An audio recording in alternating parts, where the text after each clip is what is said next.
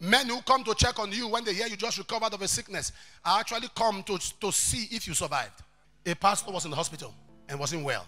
So the wife went there to go and see him. And one of those who came, please be spiritual. Oh. You have to be. One of those who came there dropped a charm. As soon as the mom in the Lord passed through it, she had a problem and like they admitted her by the bed of her husband.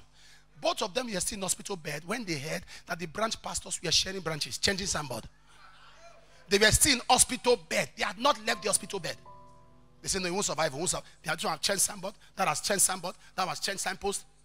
That thought is enough to kill the man. That thought. A man is not dead. You are already planning how. That's to show you that all the while they were following him, they had an agenda. A person who entered a ministry and he will tell you later that before he came to this ministry, God already gave you the name of a ministry. Why didn't you go and start it? Voice you hear because of your shaking and your trials and temptation, you call it God. Because you are maltreated, you are not treated well. You now emergency hear a voice. You say it's God. You didn't hear God. You heard your emotion. The deceit. If God will open the hearts of people.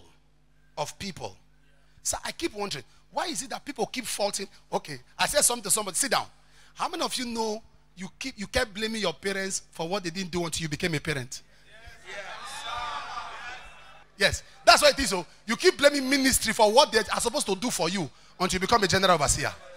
You now understand that for your overseer to have thousands of pastors and still remember your name and still say, how are you, son? And still counsel you.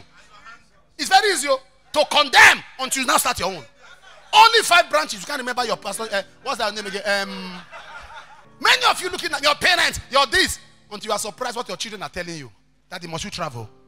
He said, you know, this work is the work of God. But you say you were complaining that your father was not always there. You are not always there. You blame you blame your parents for what they didn't do until you become a parent. Jesus, as soon as the second time he saw them weeping again, the Bible says he went to the cave. Jesus hates prolonged deceit. You can't be around these people and deceive them for too long. He went to the cave. You are crying when I know your intention. You are crying. God hates prolonged deceit. He went to the cave. It was the second groaning that moved him to the cave. He said, where have you laid him? I can't allow this deceit continue for too long. Where have you laid him? There are some of you, there are some shaking that will come. God is behind it. Because God said, I can't allow this for too long. I will allow a shaking come so that this wrong man and wrong woman will get out of your system. I will allow a shaking come. Before you survived one shaking, you saw another shaking. Lord, what is going on? God say, I'm sorry. You are feeling pain, but I can't allow this deceit.